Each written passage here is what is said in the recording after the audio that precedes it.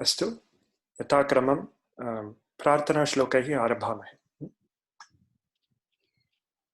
ॐ वक्रतुण्डमहाकाय सूर्यकोटिसमप्रभ निर्विघ्नं कुरु मे देव सर्वकार्येषु सर्वदा। सरस्वती नमस्तुभ्यं वरदे कामरूपिणि विद्यारम्भं करिष्यामि सिद्धिर्भवतु मे सदा।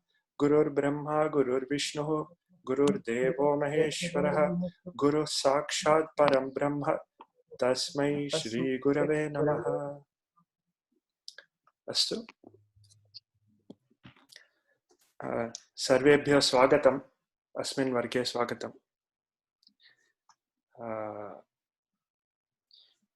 अहं प्रथमम् एकं वक्तुम् इष्टवान्। तत्र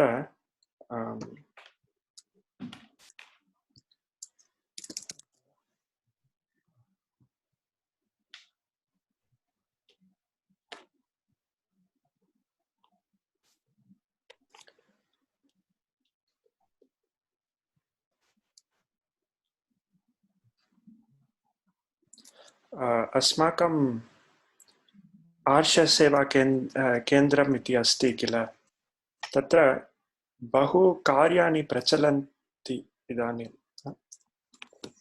एतेषु एकं कार्यम् अस्ति आर्षगोकुलं नाम। आर्षगोकुलं नाम भवन्तः प्रायः पूर्वमेव जानन्ति। अत्र किं क्रियते इत्युक्ते बालकानां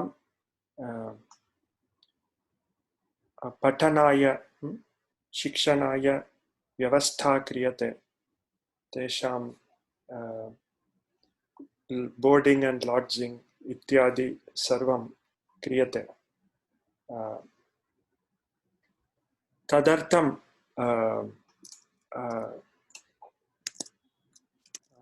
एकनिमिषम्।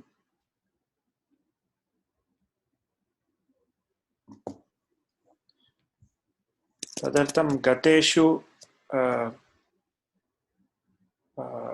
अस्तु, चिन्तयामि केभ्यश्चन सप्ताहेभ्यः पूर्वम् एकम् ई-पत्रं प्रेषितम् आसीत्, यत्र विवरणानि दत्तानि आसन्. So details about this project were given in an email. I believe everyone on the Malati list should have got it. अत्र अस्तु, केचन कानिचन चित्राणि अत्र दर्शितानि सन्ति। एवं बालानां कृते उचिता व्यवस्था क्रियते पठनार्थम्। इदानीं तु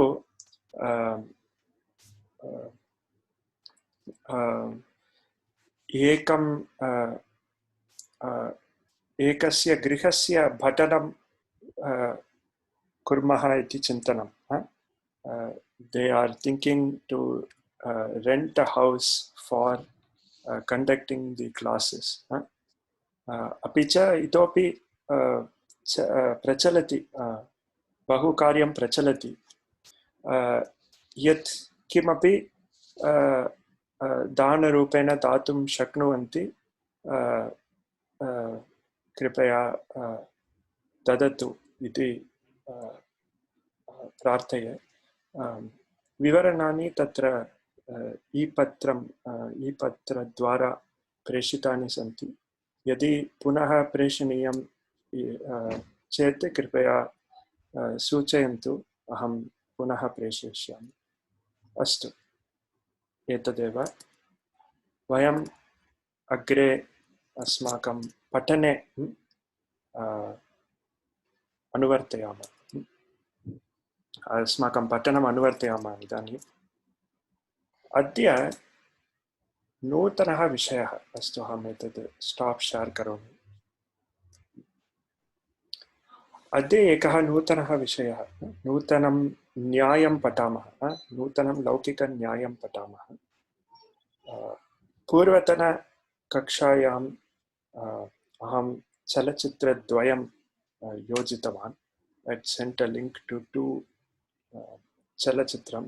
तत्र प्रायः भवन्तः श्रुतवन्तः इति चिन्तयामि। तत्र इतोपि एकः न्यायः आसीत्। तं न्यायम् इदानीं वयं पश्यामः। न्यायस्य नाम भिक्षुपादप्रसारन्यायः इति। भिक्षुपादप्रसारन्यायः। अनन्तरं तत्र लेखन विषये वयं पश्यामः। इदानीम् अहं वदामि न्यायः कः इति, कस्मिन् सन्दर्भे एषः न्यायः प्रयुज्यते इति अहं वदामि। अस्तु,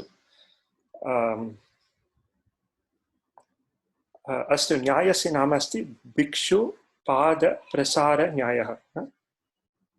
भिक्षु वयं जानीमः। भिक्षु इत्यस्य कः अर्थः? beggar. Beggar, one who asks for alms, तथा।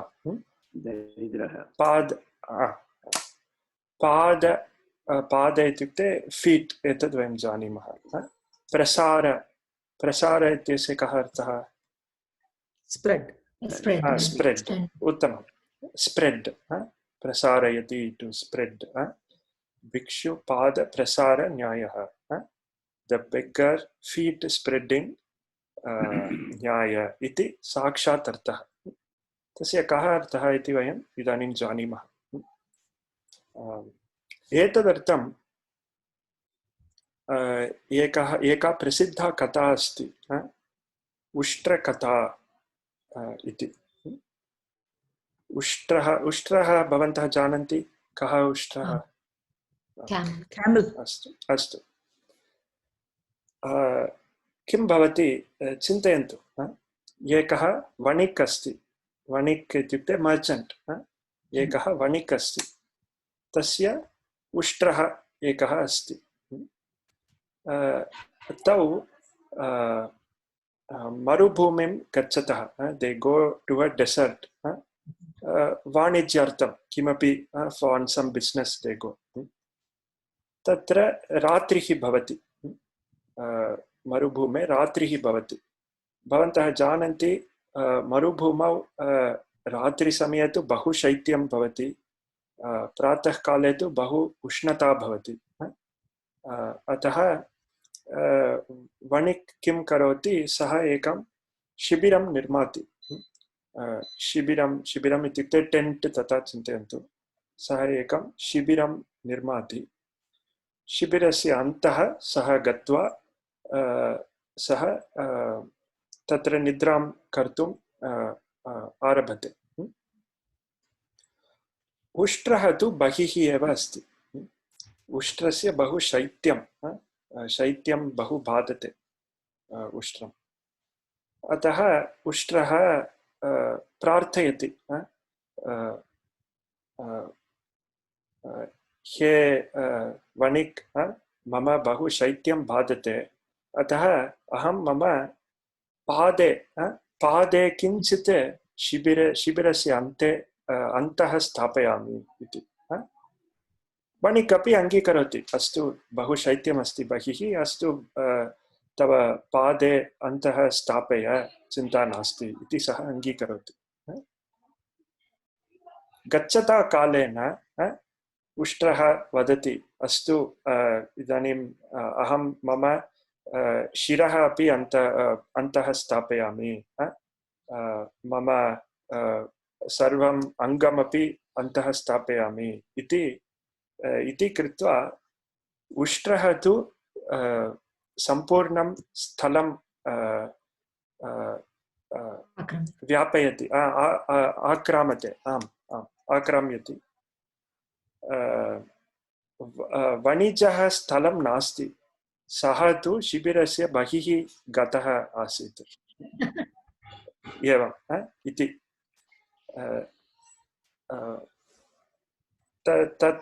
तस्मिन्नेव सन्दर्भे भिक्षुपादप्रसारन्यायः अपि। उष्ट्रस्य स्थाने भिक्षुः इति चिन्तयतु। एकं पृच्छति, अनन्तरम् इतोपि पृच्छति, एवं तस्य किं कदापि पर्याप्तं नास्ति इति। सः पुनः पुनः पृच्छति तथा। Gee, may in Tamil they used to say, "Irukka edam kodutha madatha padungirathu."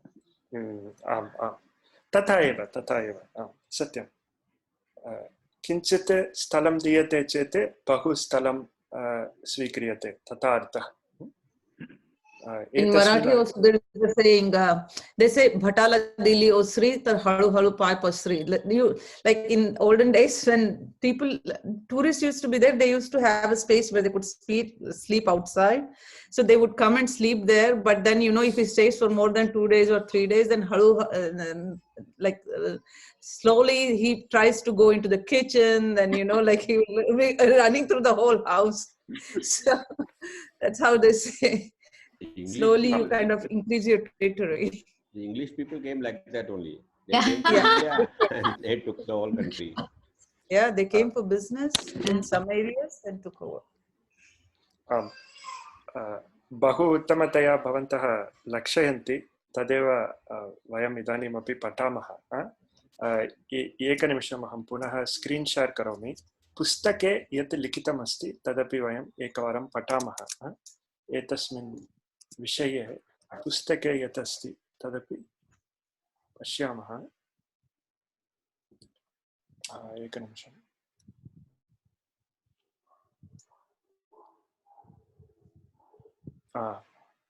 भवन्तः द्रष्टुं शक्नुवन्ति इति चिन्तयामि अत्र न्यायद्वयमस्ति काकतालीयन्यायं वयं पूर्वमेव पठितवन्तः इदानीं भिक्षुपादप्रसारन्यायः कोऽपि एतद् पठति वा कृपया भाग्या महोदय कृपया पठतु A beggar had no place even to stretch his legs. Somebody offered him a place to lie down, but in course of time the beggar occupied the entire house and threw out the owner himself. I think this is what Moiniji was saying.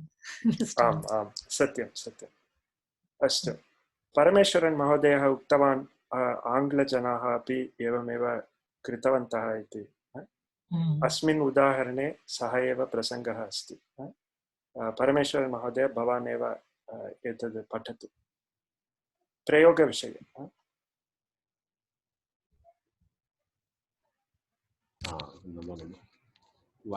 वाणिज्य व्याजेन भारतम् आगताः British जनाः विश्वपादप्रसारण्यायेन क्रमशः अत्र स्वकीयं साम्राज्यं संस्थापितवन्तः भारतस्य सम्पत्तिं लुण्ठितवन्तः अस्तु अवगतं किल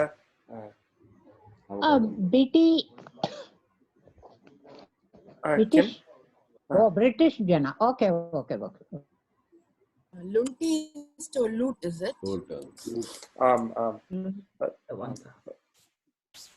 लुण्टति लूट् वस्तुतः प्रायः शब्दद्वयस्य एकमेव मूलं लुण्ट् लूट् एतत् अस्ति So loot, English word is a Sanskrit word.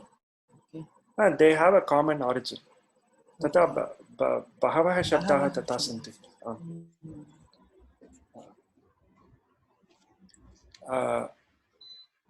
अत्र पश्यन्तु वाणिज्यव्याजेन व्याजेन इत्यस्य कः अर्थः the disguise of on the pretext of तथा वाणिज्यव्याजेन भारतम् आगताः ब्रिटिश् जनाः अत्र इक्तप्रत्ययस्य कर्तृर्थे प्रयोगः डिस्क्राइब्स् द ब्रिटिश् जनाः कीदृशाः भारतम् आगताः ब्रिटिश् जनाः भिक्षुपादप्रसारन्यायेन क्रमशः अत्र स्वकीयं साम्राज्यं संस्थापितवन्तः अहं किञ्चित् वाणिज्यं करोमि इति आगत्य सर्वं ते स्वीकृतवन्तः इति अर्थः भारतस्य सम्पत्तिं लुण्ठितवन्तः अस्तु 1 minute, I have to just finish writing that. एतत् अस्माकं इन् क्लास् डाक्युमेण्ट् मध्ये अस्ति तस्य लिङ्क् अपि Okay, thank you. अस्तु लिङ्क् यदा वयं वाट्साप् उपयुक्तवन्तः तत्र ग्रूप् डिस्क्रिप्षन् मध्ये घनविवरणे लिङ्क् आसीत्, इदानीमपि तत्र अस्ति, परन्तु सिग्नल् मध्ये ग्रूप् डिस्क्रिप्षन् इति किमपि नास्ति। वाट्साप् मध्ये अस्ति। वाट्साप् मध्ये अस्ति। परन्तु तत्र एतस्याः सञ्चिकायाः लिङ्क् अपि अस्ति। U can go there and see this document. अस्तु, सुलभमेव इति चिन्तयामि। अत्र प्रश्नाः सन्ति वा? अस्तु, प्रयोगमपि दृष्टवन्तः एवम्। अस्तु, इदानीम् अग्रे गच्छामः। अद्य किञ्चित् अन्वयरचनायाः विषये पठामः। पूर्वस्मिन् वर्गे, पूर्वस्मिन् सत्रे वयं अत्र किं भवति,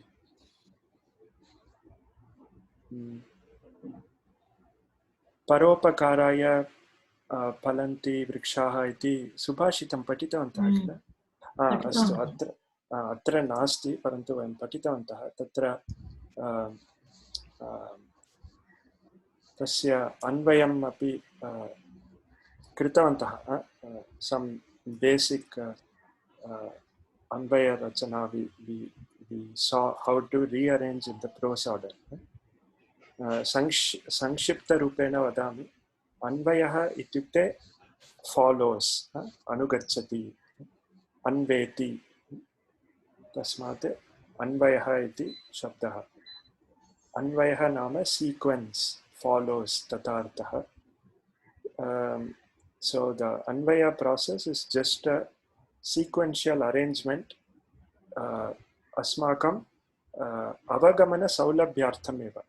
For the ease of understanding, it is the arrangement of the words in an easy order, in an intuitive order.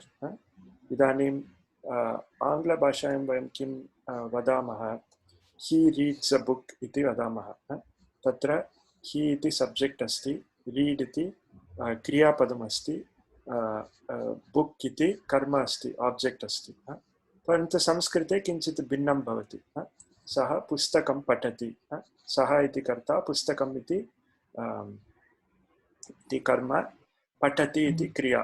क्रियापदम् अन्ते भवति, प्रायः क्रियापदम् अन्ते भवति, कर्ता आदौ भवति, अन्तः किमपि। In the middle you can have so many vibhaktis, anything. अव्ययाः एतत् सर्वम्, अव्ययानि एतत् सर्वं भवितुमर्हति। आम्, सत्यम्। एवं क्रमेण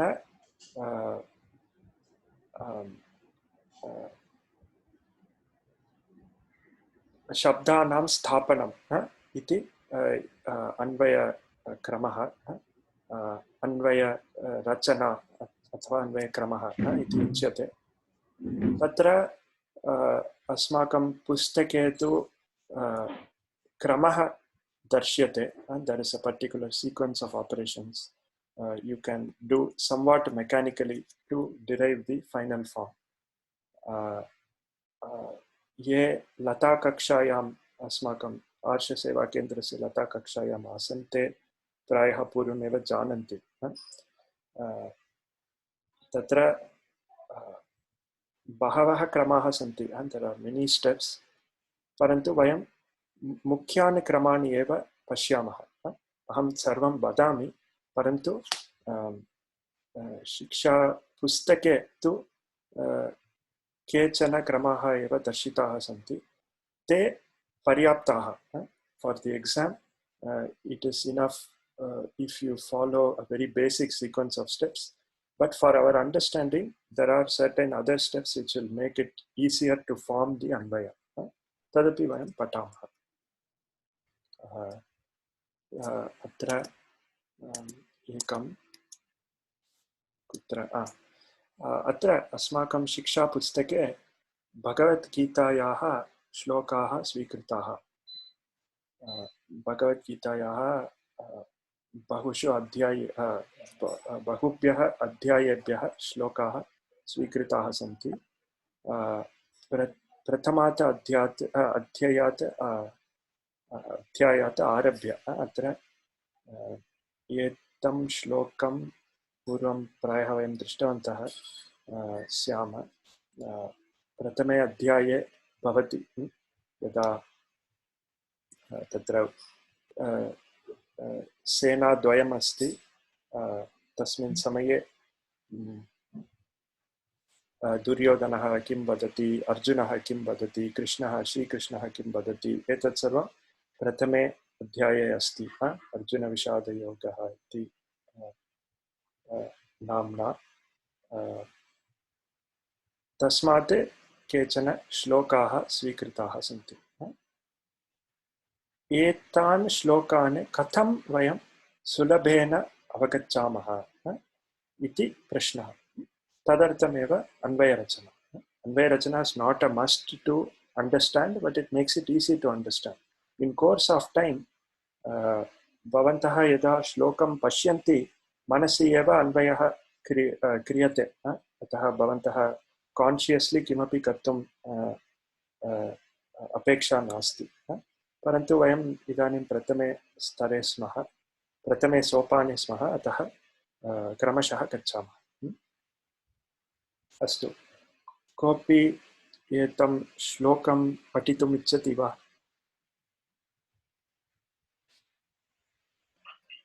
अहं करोमि महोदय।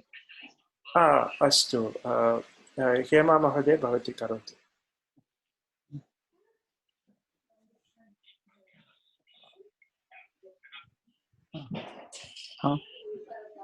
कुत्र अस्ति श्लोकं? श्लोकं कुत्र अस्ति? स्क्रीन् शाट् क्रियते किल? अत्र दृश्यते वा? दृश्यते महोदय, दृश्यते।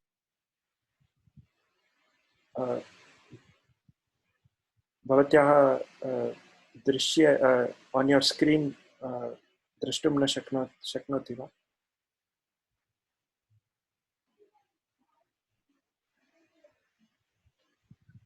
भवती म्यूट् मध्ये अस्ति। अहं पठामि।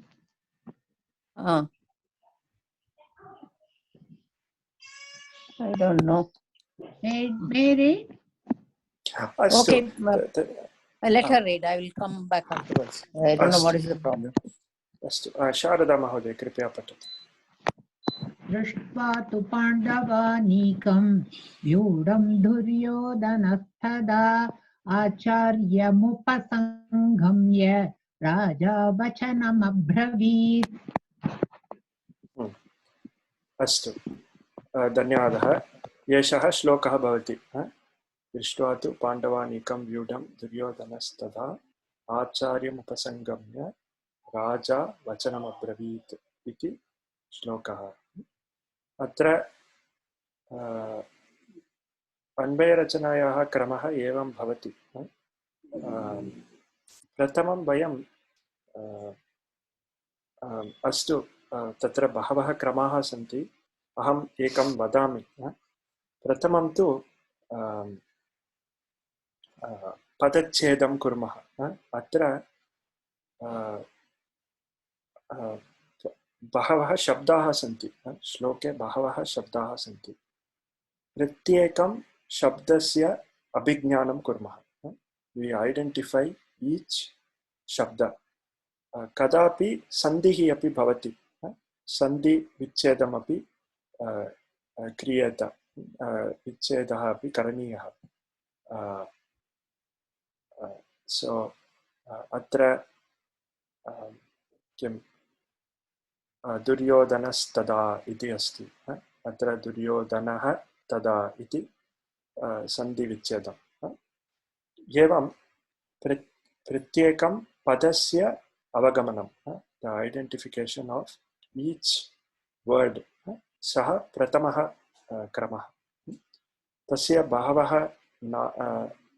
बहूनि नामानि सन्ति, पदविभागः, पदच्छेदः, एवं there are many names for it, परन्तु whatever it is, प्रथमं वयं प्रति पदस्य अभिज्ञानं कुर्मः। एवम् इदानीं मोहिनी महोदय भवती प्रथमे वाक्ये विद्यमानान् शब्दान् वदतु।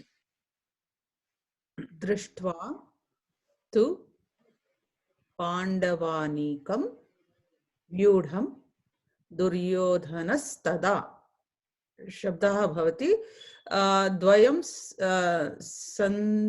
सन्धि भवति पाण्डवानीकं पाण्डवः आनीकं दुर्योधनस्तदा दुर्योधनः तदा so if we break it, it will be drishtva tu pandavah anikam vyudham duryodhanah tada.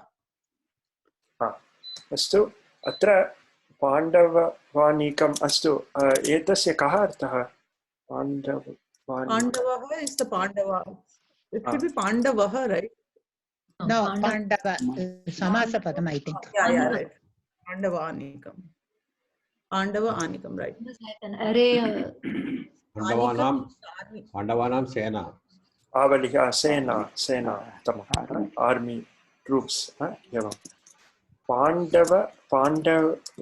पाण्डवानाम् अनीकम् इति तत्र विग्रहवाक्यम् अस्ति परन्तु इदानीं समासस्य विषये चिन्ता मास्तु समस्तपदानां परिचयं वयं कोविदस्तरे एव प्राप्नुमः अतः इदानीं चिन्ता नास्ति अत्र पाण्डवानीकम् इति एकः शब्दः एव यद्यपि अत्र सन्धिः इति उच्यते दिस् इस् टेक्निकली अस्तु may be technically right but this is one word still पाण्डवानाम् अनीकम् इति the army of the Pandavas तद् पाण्डवानीकम् इति एकः शब्दः अस्तु because you really cannot split because it is right. Unless it is Pandava, we can't split, right? आम् परन्तु अत्र पाण्डवानाम् अनीकम् इति अस्ति चेत् तत्र विभागं कर्तुं शक्नुमः. There is no sandhi there, right? So that's why we cannot do the vicheda. If it is a sandhi, we can do it. It is there, right? सन्धिः अस्ति एव परन्तु तस्य साक्षात् विभागं कर्तुं विच्छेदं कर्तुं न शक्नुमः. समासपदमस्ति. समस्तपदमस्ति उत्तमम् अस्तु तर्हि दृष्ट्वा तु पाण्डवानीकं व्यूढं दुर्योधनः तदा एवं प्रथमस्य भागस्य पदविभागः अथवा पदच्छेदः किमपि भवतु. इदानीं कः अनुराधा महोदय भवती द्वितीयस्य भागस्य पदविभागं करोति. आचार्यम् उपसंगम्य राजा वचनम् अब्रवीत्.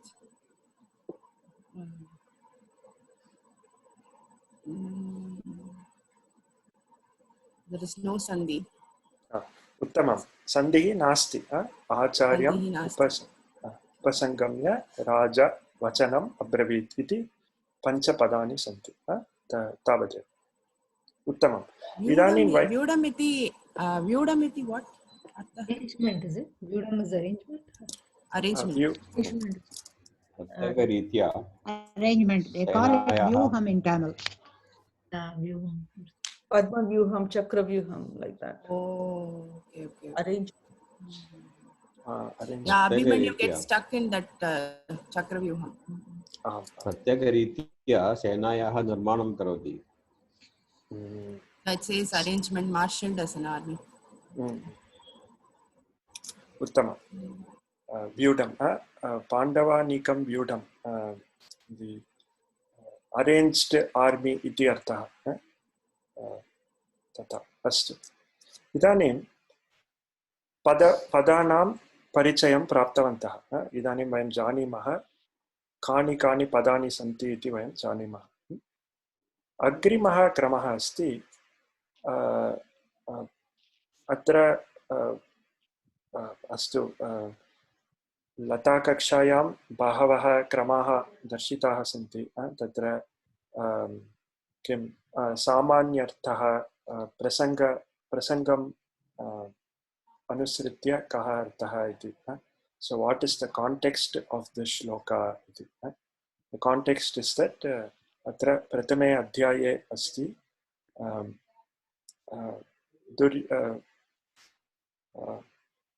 astu evam. We begin with second shloka of first chapter in reply to Dhritarashtra's query. What did my sons and Pandu's sons do in the battlefield? Sanjaya says the following. Iti tatha context asti.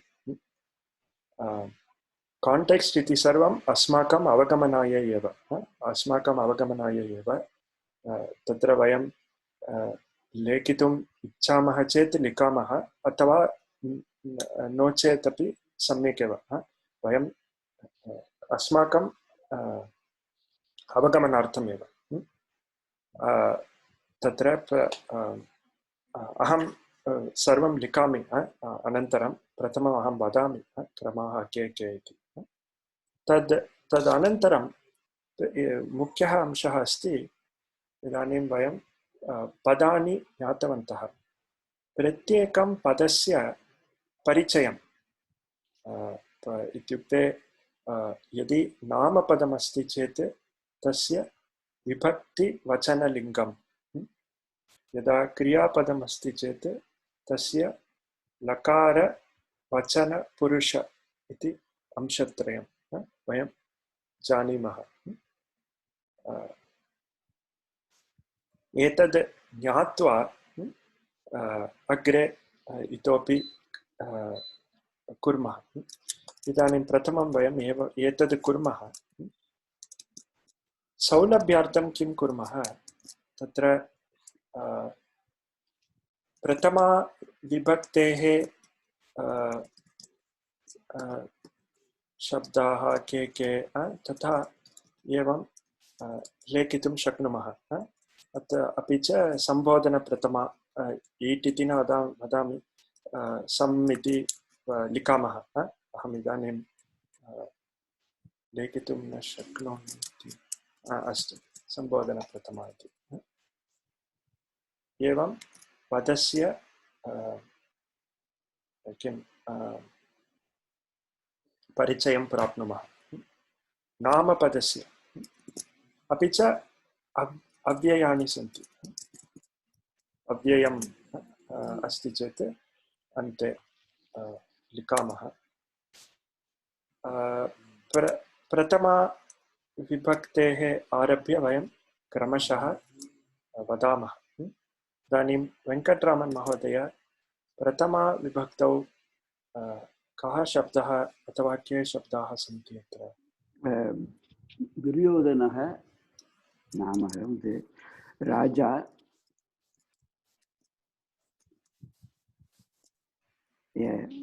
द्वे पदे. उत्तमं. द्वौ शब्दौ स्तः. दुर्योधनः राजा इति पदद्वयमस्ति. अग्रे हेमा महोदय, भवती इदानीं द्रष्टुं शक्नोति वा?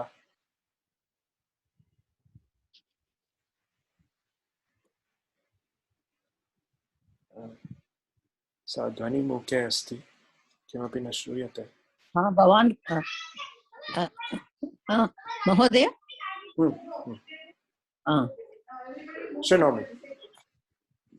No, I was not able to see anything, the screen. अस्तु अस्तु, चिन्ता नास्ति. भवती तर्हि शृणोतु.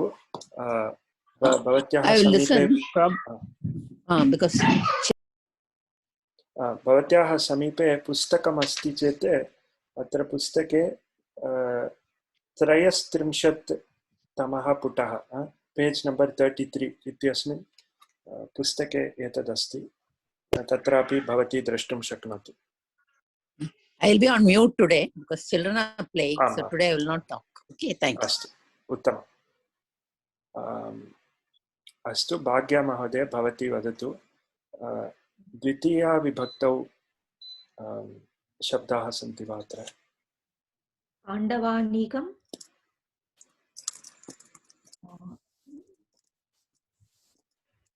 अस्तु रूढम् अस्तु आचार्यम् आचार्यं वचनम् वचनम् वचनम् उत्तमम्। इदानीं शारदा महोदय, तृतीया विभक्तौ शब्दाः सन्ति वा? तृतीया विभक्तौ न सन्ति, नास्ति। अस्तु अस्तु, तर्हि भवती एव वदतु, चतुर्थी पञ्चमी तत्र चतुर्थी पञ्चमी नास्ति। नास्ति वा? आम्, आचार्यम् उपसंगम्य राजा वचनम् अब्रवीत्। अस्तु, तर्हि सम्बोधनप्रथमायाम् अस्ति वा? न, नास्ति। तर्हि अव्ययपदानि कानि? अव्ययपदानि तु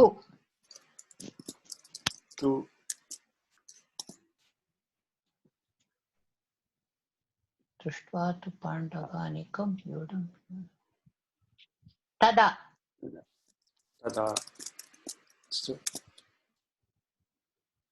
धन् दृष्ट्वा उपसंगम्य दृष्ट्वा त्वा प्रत्यय।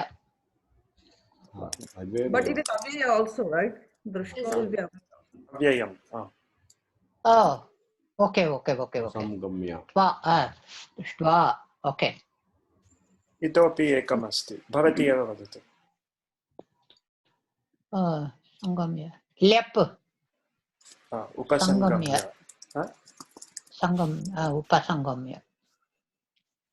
संगम्य that is in between, that also avyayam. Okay. त्वा ल्यप्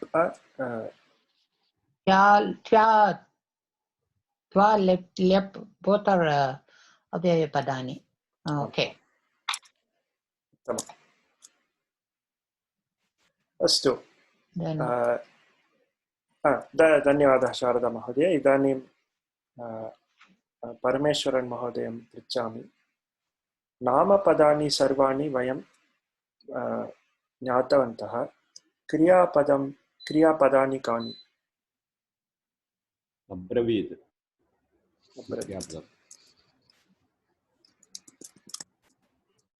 अब्रवीत् इति क्रियापदं, तस्य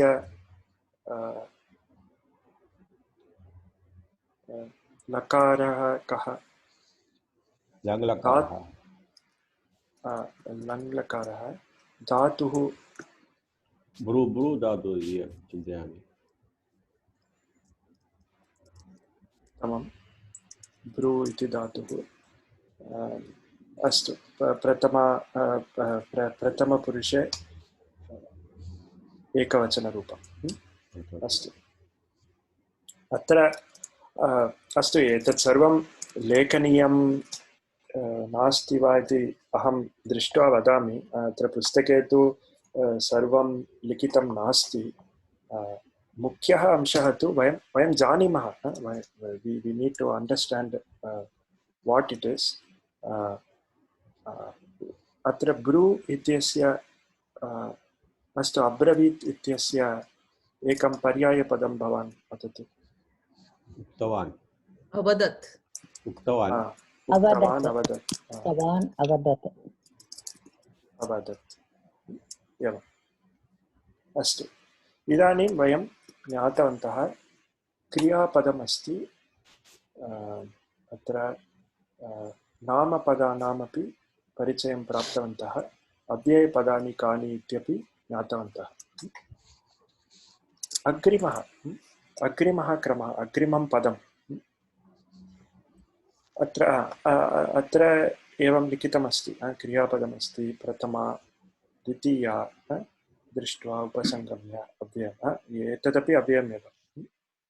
अस्तु, अत्र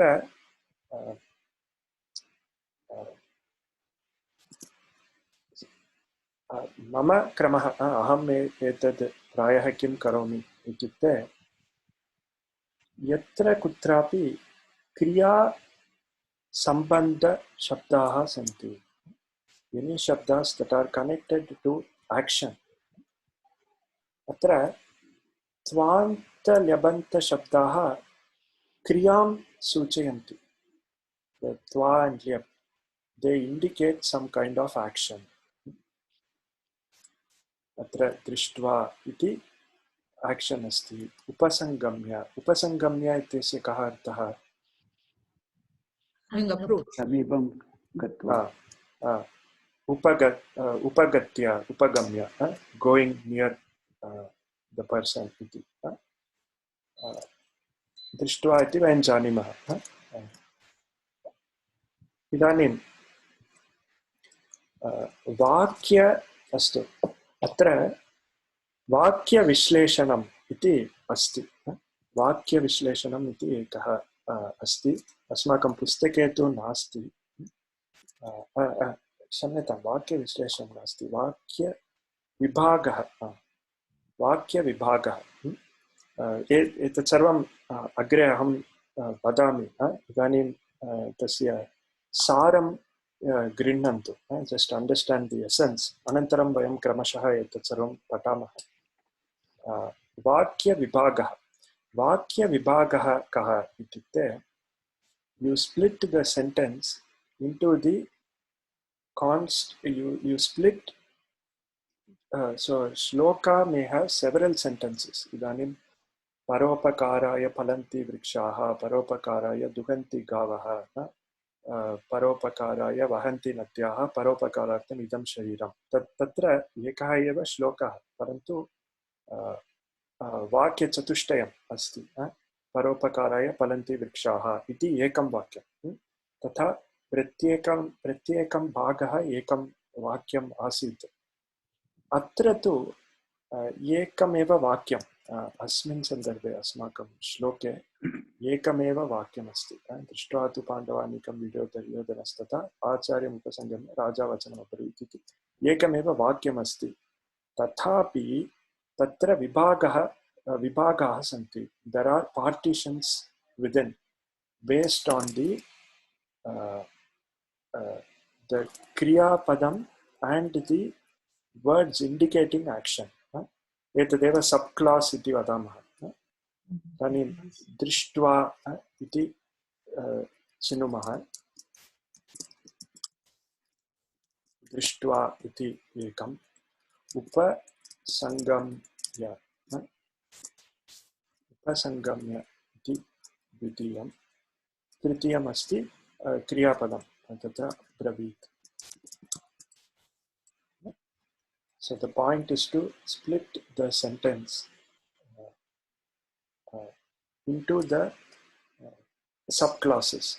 Each subclass is identified by an action, some kind of action. Atra tvanta, yabanta, these are the two commonly used actions. You may also have ikta, iktavatu. Iktavatu prayah shlokeshu Bhagavad Gitaayam नास्ति इति चिन्तयामि. इक्ता, शत्र, शानच्, तेषाम् उपयोगाः सन्ति. They also indicate actions. Sometimes they can be adjectives, sometimes they can come in place of the kriya padam. तत् वयं पठितवन्तः. So we will see examples. परन्तु इदानीं दृष्ट्वा indicates an action of seeing. Upasangamya indicates the action of approaching. Abravit indicates the action of saying. इदानीं दृष्ट्वा इत्यस्य सम्बद्धानि पदानि कानि इति वयं चिनुमः. Among the identified words, which ones belong to the subclass of drishtva, which ones belong to the subclass of upasangamya, and which ones belong to the subclass of abravit, which is the main class. Idanim drishtva. Astu.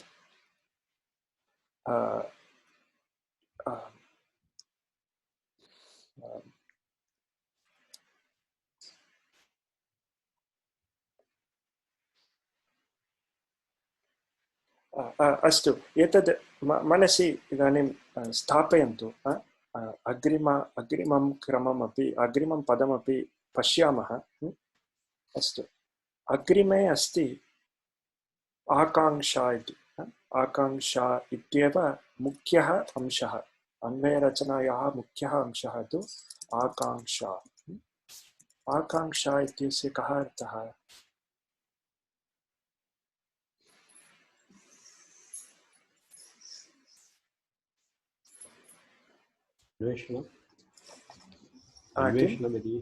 अन्वेषणम् अन्वेषणम् अस्तु सः अपि अर्थः अस्ति desire to know तथा अर्थः अत्र तु डिसैर् इति चिन्तयामः एकनिमिषम् अत्र वयं शब्दकोशे पश्यामः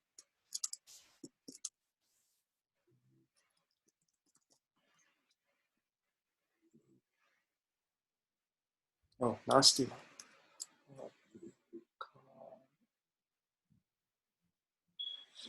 सम्यक् एव लिखितवान्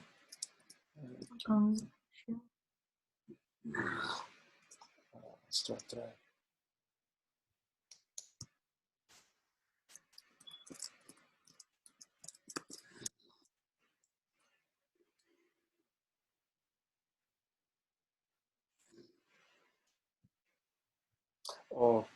इति अस्ति अस्तु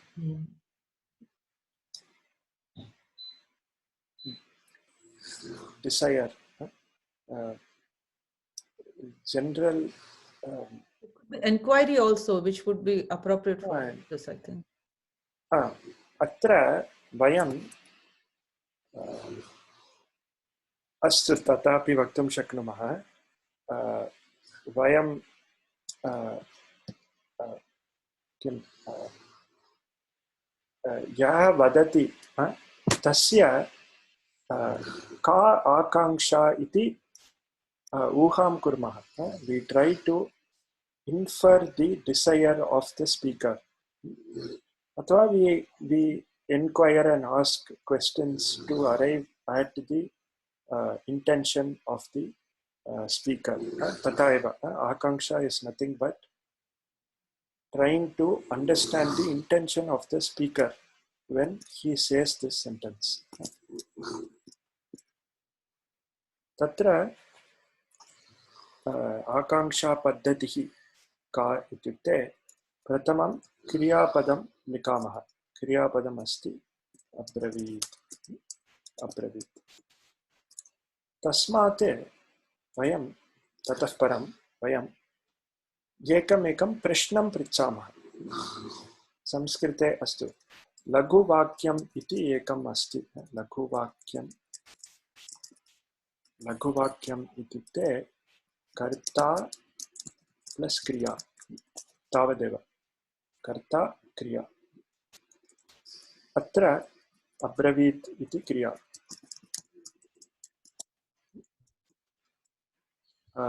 कर्ता कः अत्र दुर्योधनः राजा दुर्योधनः अस्तु दुर्योधनः इति चिन्तयामः दुर्योधनः अब्रवीत् इति लघुवाक्यम् आकाङ्क्षा पद्धतिं किं कुर्मः पद्धतौ किं कुर्मः प्रत्येकं पदस्य प्रश्नं पृच्छामः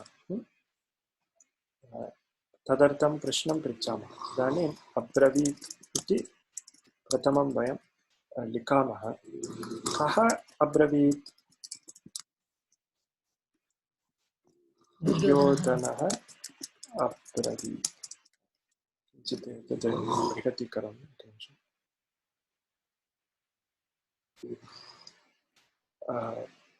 दुर्योधनः अब्रवीत् कः अब्रवीत् दुर्योधनः अब्रवीत् इदानीं प्रत्येकं विभक्तिं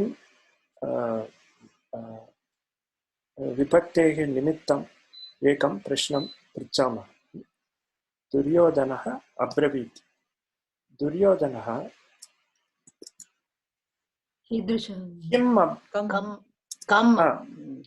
किम् अब्रवीत् अस्तु अस्तु तत्र प्रथमा विभक्ति पदानि पदम् इतोपि एकम् अस्ति राजा इति।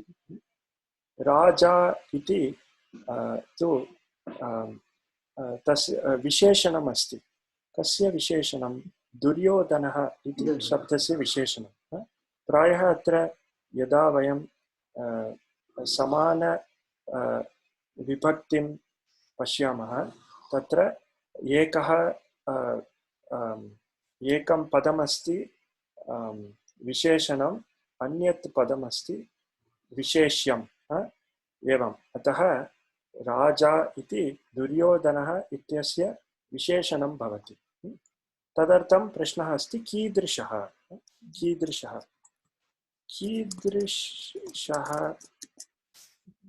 दुर्योधनः अब्रवीत् इति प्रश्नः। राजा दुर्योधनः अब्रवीत्।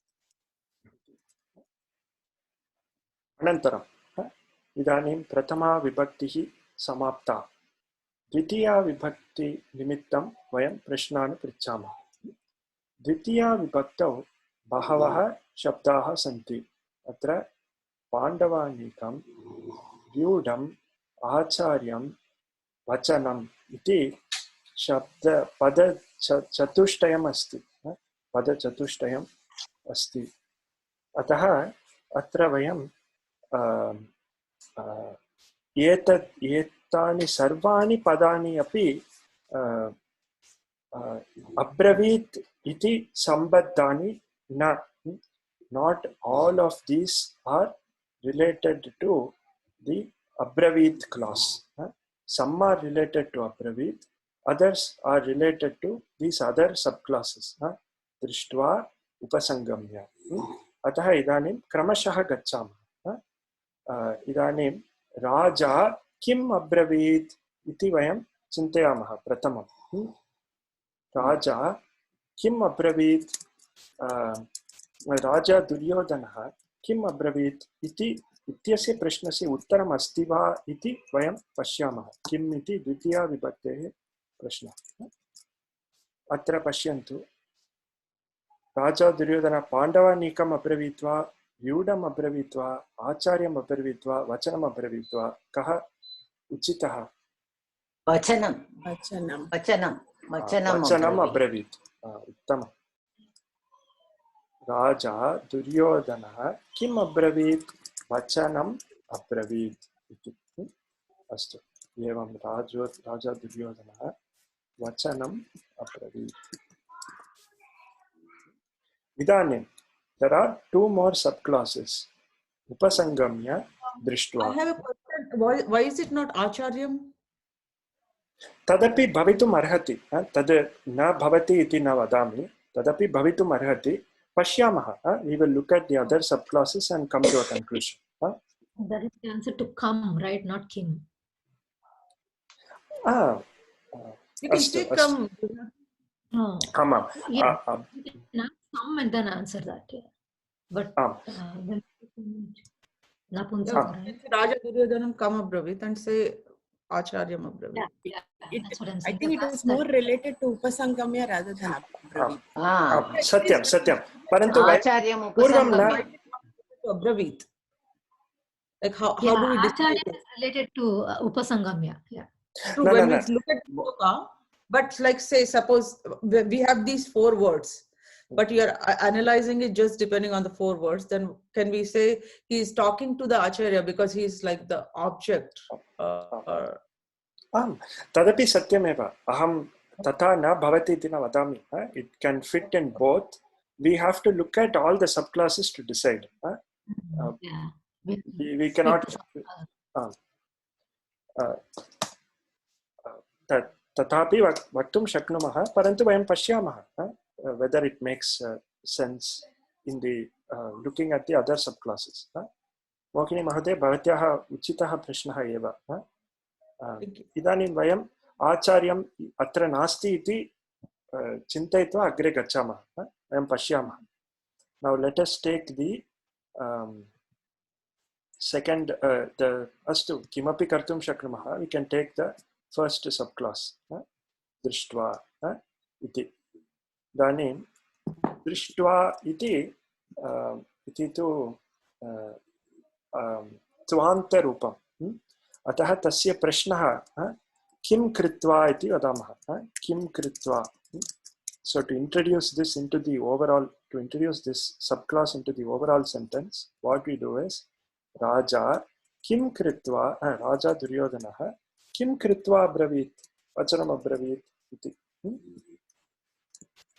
Sah kim kritva abravit, drishtva abravit, drishtva abravit.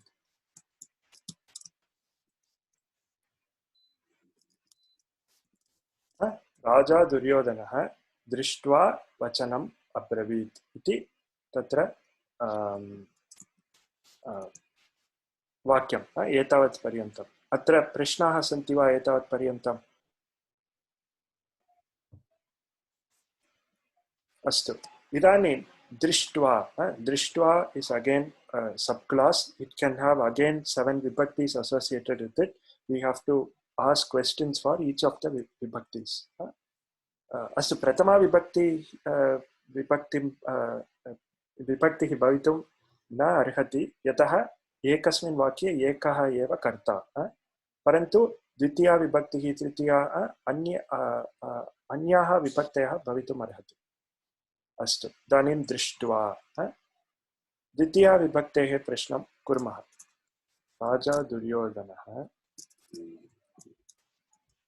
दृष्ट्वा किं दृष्ट्वा अथवा किं कम् एतत् सर्वं द्वितीया विभक्तेः निमित्तं इट् कैन् बि एनी क्वेश्चन्. किं कं काम् किम् इति वयम् इदानीं चिन्तयामः. इट् कैन् बि कं काम् एनिथिङ्ग् यु वाण्ट्. अत्र पाण्डवानीकं दृष्ट्वा वा, व्यूढं दृष्ट्वा वा, आचार्यं दृष्ट्वा वा, वचनं दृष्ट्वा वा किं भवितुम् अर्हति? व्यूढं पाण्डवानीकं पाण्डवानीकं व्यूढम्. अस्तु, आचार्यमपि भवितुम् अर्हति. You can look at the acharya and say तथापि भवितुम् अर्हति. But we have to guess. So अत्र विशेषणम् अस्ति महोदय. पाण्डवानीकं दृष्ट्वा पाण्डवानीकं व्यूढम्. अत्र यत्र अहम् उक्तवान्, यत्र पदद्वयम् एकस्मिन् एव अस्ति, एकस्यामेव विभक्त्याम् अस्ति, तर्हि प्रायः एकः शब्दः विशेषणम्, अन्यः शब्दः विशेष्यम्. अत्र शब्दद्वयम् अस्ति. शब्दद्वयं किम् इत्युक्ते पाण्डवानीकं व्यूढं. शब्दद्वयमपि द्वितीया विभक्तौ एव भवति. अतः किं दृष्ट्वा, अनयोः किं विशेषणं किं विशेष्यं भवन्तः वक्तुं शक्नुवन्ति वा? पाण्डवानीकं विशेष्यं. पाण्डवानीकं विशेषणं. पाण्डवानीकं विशेषणं. व्यूढं विशेष्यं. व्यूढं विशेषणं. व्यूढम् इत्युक्ते अरेञ्ज्ड्. वस्तुतः अत्र पश्यामः, व्यूढम् इति पूर्वमेव दृष्टवन्तः एकनिमिषम्. अत्र पश्यन्तु, व्यूढः इति इक्तप्रत्ययस्य उपयोगः एव. वह् इति वहति, ऊढः इति तस्य इक्तप्रत्ययस्य रूपमस्ति, व्यूढः इति. तर्हि इक्तप्रत्ययः वयं जानीमः प्रायः विशेषणरूपेण आगच्छति अथवा क्रियापदस्य स्थाने, परन्तु अत्र विशेषणरूपेण अरेञ्ज्ड् इति अर्थः. Arranged. First he sees the army which is arranged. So arranged is the adjective for army.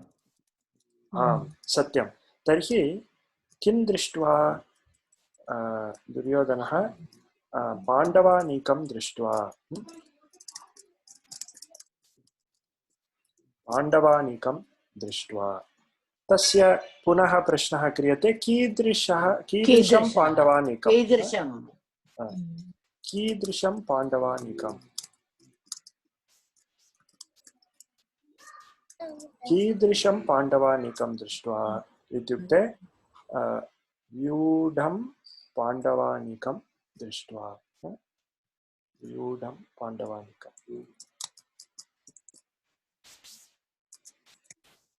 अस्तु एतावत्पर्यन्तं स्पष्टं राजा दुर्योधनः व्यूढं पाण्डवानीकं दृष्ट्वा वचनम् अब्रवीत् इदानीम् इतोपि शब्दाः अवशिष्यन्ते आचार्यं what is the relationship between Vyudam and Pandavanikam? I understand Visheshanam Visheshyam. How do you say? I was thinking Pandavanikasya Vyudam. That is wrong. I say Vyudasya Pandavanikam. What is the relation? Tatra Vyudam ityukte arranged or set up in a particular way. Pandava Anikam, the Pandava army. The arranged Pandava army. I understand the meaning. I understand this is Visheshanam, this is Vishesham, but I thought if you usually with the relationship, I try to understand which is adjective, which is the noun. Noun. परन्तु अत्र arranged इति noun भवितुं नार्हति अथवा किं chaotic arranged इति विशेषणमेव Okay. It looks like a noun. Okay. Still. सत्यं परन्तु इक्तप्रत्ययः वस्तुतः अरेञ्ज् इति विवाहति इत्युक्ते अरेञ्ज्ड् व्यूढः इति तस्य इक्तप्रत्ययः अरेञ्ज्ड् इति arranged Pandavani. Vyudam Pandavanikam drishtva vachanam abravit. Idanim agre gacchama. Kim avashishyate atra. The one subclass that is remaining is upasangamya. Upasangamya iti kim tasya tannimittam prashnah kaha. किम कृत्वा पुनः किं कृत्वा एकनिमिषं किं कृत्वा उपसंगम्य किं कृत्वा अतः राजा दुर्योधनः व्यूढं पाण्डवानीकं दृष्ट्वा अस्तु किं कृत्वा पुनः अत्र यत्र कुत्रापि स्थापयितुं शक्नुमः You can say किं कृत्वा व्यूढं पाण्डवानीकं दृष्ट्वा तथापि वक्तुं शक्नुमः अत्रापि अस्तु एवं वयं कुर्मः किं कृत्वा इत्युक्ते उपसंगम्य एतस्य उत्तरमस्ति उपसंगम्य किं कृत्वा इत्यस्मिन् स्थाने वयम् उपसंगम्य इति स्थापयामः किम् उपसंगम्य वचनम् अब्रवीत् इदानीं अत्र द्वितीयाविभक्त्याम् आचार्यम् इत्येव शब्दः अवशिष्यते तर्हि तस्य तन्निमित्तं प्रश्नः अस्ति कम् उपसंगम्य किम् उपसंगम्य अपि सम्यक् एव किम् उपसंगम्य इति जनरल् क्वेश्चन् इदानीं वयं जानीमः तत्र पुल्लिङ्गे अस्ति अतः कम् उपसंगम्य अत्र अहं लिखामि दृष्ट्वा कम् उपसंगम्य वचनं ब्रवीत् एतस्य उत्तरमस्ति प्रायः अत्र उत्तरं किम्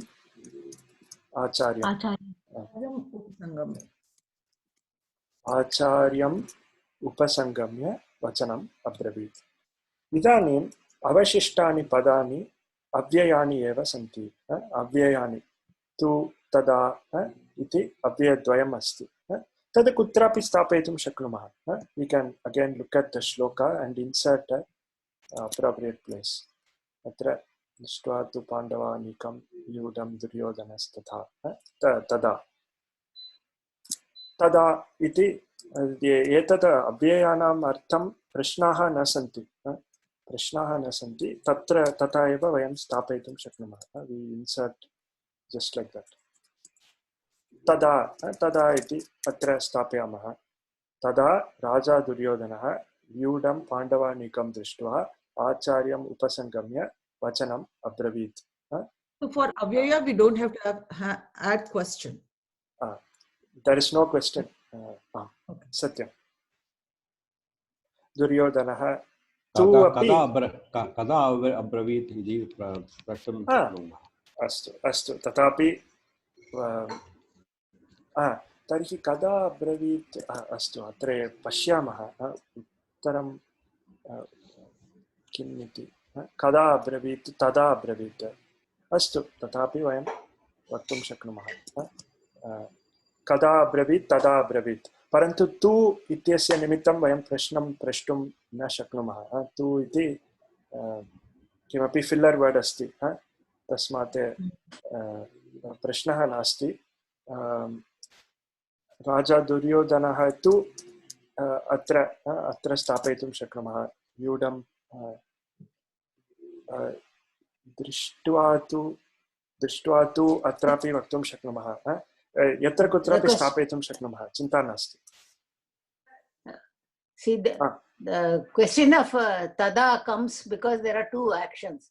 First, he sees the army arranged, and then Drishtva Pandavanikam Vyudam Duryodhanastada. On seeing the army, then he Raja Vachanam Abravit. That way. So that kada can be questioned. The first action, seeing is the first action. Seeing the सत्यं तर्हि अत्र प्रश्नः उदेति कदा इति अत्र आगच्छति कदा न क्षम्यतां दृष्ट्वा अस्तु first he does the action of seeing if we look at the shloka if we guess atra there is no order but if we think that tada is in that order drishtva after seeing the pandavanikam Vyudam Pandavanikam tada Duryodhanah acharyam upasangamya. We can think like that or we can also think this tada is a generic reply to the first shloka. What did my sons do? Tada it could be explaining the Dharmakshetra Kurukshetra. Mahamaka Pandakashaiva Kemakurvata Sanjaya. Okay. Uttam. So kimapi bhavitum arhati. Don't worry too much about placement of abhyaya. Atra vayam kada tada iti vaktum shaknumah. Tada astu. अपि च तु अपि कुत्रापि स्थापयितुं शक्नुमः चिन्ता नास्ति. अस्तु तर्हि एवं वाक्यं निष्पन्नं भवति. राजा दुर्योधनः तु व्यूढं पाण्डवानीकं दृष्ट्वा तदा आचार्यम् उपसंगम्य वचनम् अब्रवीत्. Now this sentence is very much easier to understand than the shloka itself because atra jumbled order jumbled kramena shabdaः agachanti. Etadeva akanksha paddhatehe prayogah. At the end we get this is the anvaya for the shloka. Raja Duryodhanah Vyudam Pandavanikam Drishtva Acharyam Vasangamya Vachanam Abravit. Astu va sulabhameva kila. Atra concept is simple. Abhyasaha abhyasan kurmah. Abhyasena jatiti agacchati eva. If you do not know any meaning of any word, you can look up the dictionary. Chinta nasti.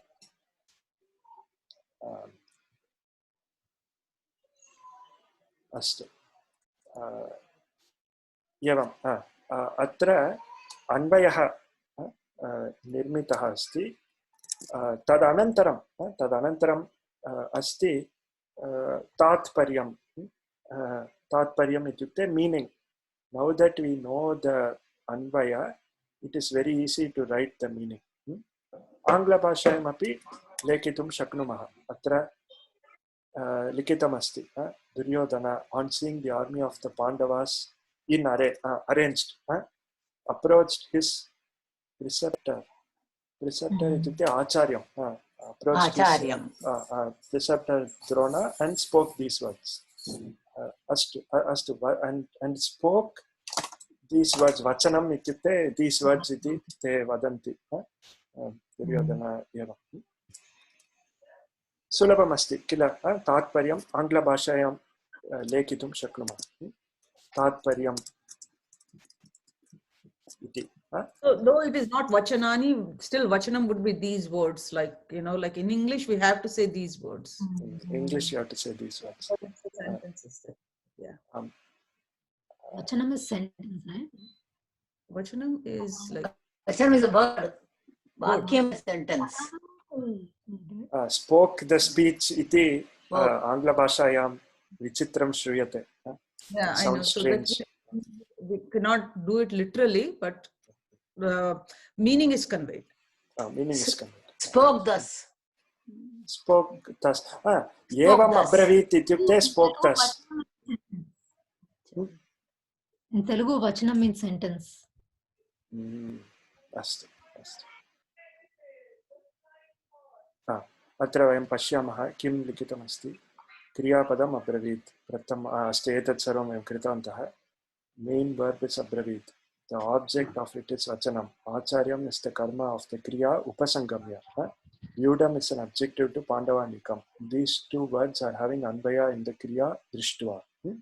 So there are three kriyas, abravit, upasangamya, drishtva. If we split them, we have to associate each of these words with the appropriate subclause. Anvayarachana asti.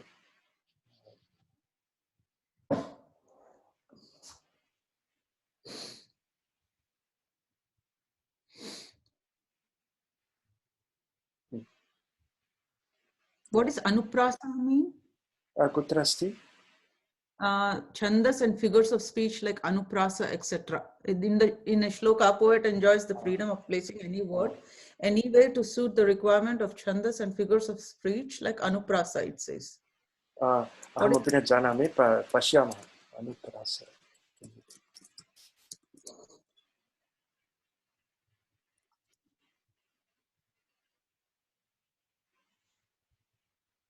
Alliteration. Alliteration nama kim? Tadapi aham na janami. It's like a play on words, right? Couple of words in a poem beginning with the same letter. Yeah, beginning with the same letter and things like that. In English, many examples. What is alliteration? Sorry, I didn't get it. In a poem, many words begin with the same letter. Or every word of, like paropakarayam idam shariram, everything begins with paro. So that's an example of an alliteration. Like you said, no? She sells seashells on the seashore. Something like that. So they sound similar but mean different? No. No. Only the, that is alliteration is repeat. At least the first letter is the same. Like, you know. Okay. It's In mainly English, for when you say, mainly more for for the rhyming words. I mean, something. Chandas and like yeah, rhyming. Okay, rhyming. Okay. Uttama. Chandas ityukte meter, tadartham, tu, he, those kinds of syllables are added if you want to complete the chandas. Okay. Astu. So we have to do anvaya before the akanksha. Correct. Okay. No. Akanksha krite anvayah prapyate.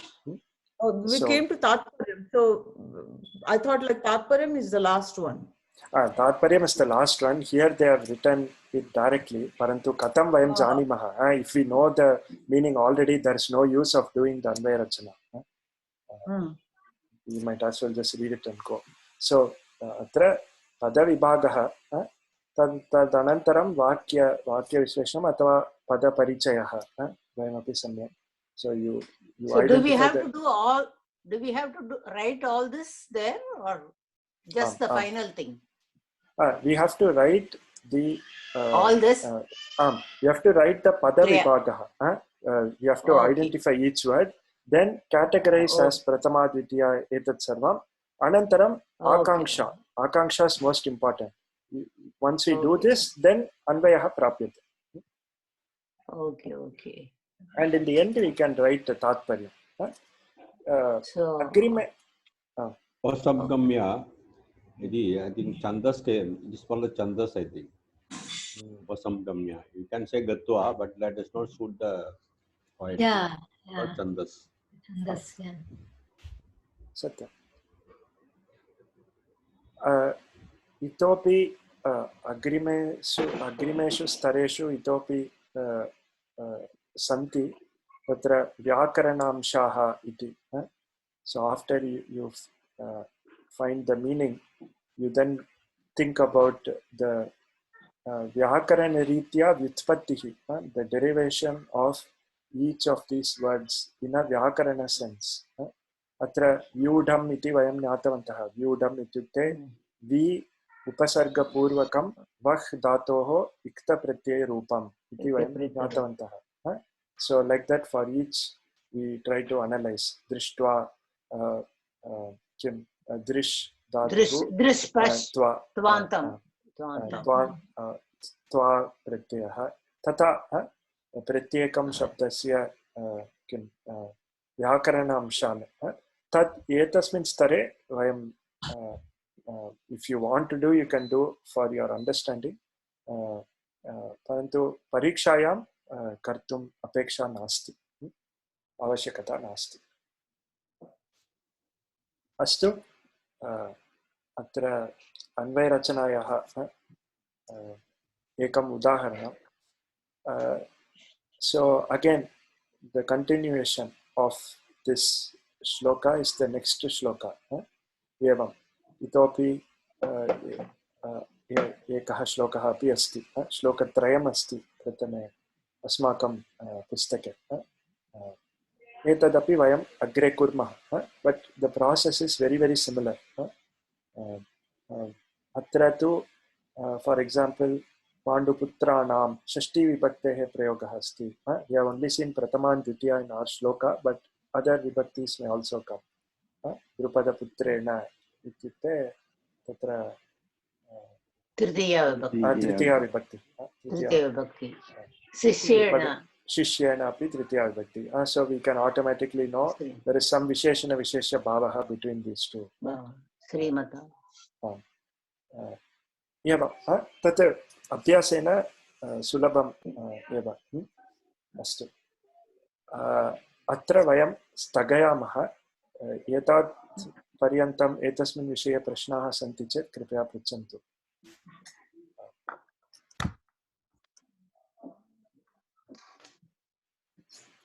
अस्तु, तर्हि अत्र वयं विरमामः. एकः प्रश्नः अस्ति. परीक्षा मध्ये only from this book there will be these Anvay रचनास्, right? सत्यं, पुस्तकात् एव भविष्यन्ति.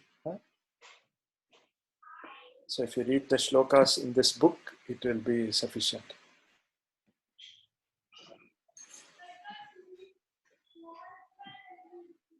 अस्तु, तर्हि विरमामः अद्य.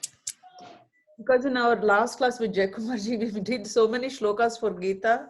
Like it was almost second chapter, sometimes third chapter also he gave us, So like, I hope we don't have to do like almost all the chapters of Gita for just this exam. Only in the book, whatever. पुस्तकात् एव परीक्षायाम् आगच्छति, परन्तु if we have time, we can do more for our interest. अस्माकम् अभ्यासार्थं वयं कर्तुं शक्नुमः. अस्तु, तर्हि विरमामः. अहं मङ्गलश्लोकं वदामि, तदनन्तरं प्रश्नाः सन्ति चेत् कृपया पृच्छन्तु. पूर्णमदः पूर्णमिदं पूर्णात् पूर्णमुदच्यते पूर्णस्य पूर्णमादाय पूर्णमेवावशिष्यते ॐ शान्ति शान्ति शान्तिः हरिः ॐ श्री गुरुभ्यो नमः हरिः ॐ अस्तु सर्वेभ्यः स्वागतं धन्यवादाः धन्यवादः वयम् अग्रिमे सप्ताहे मिलामः यथा पूर्वं गुरुवासरे अमेरिकादेशे अपि च शुक्रवासरे भारतदेशे समयः भवति अस्तु However, I may not be attending next class.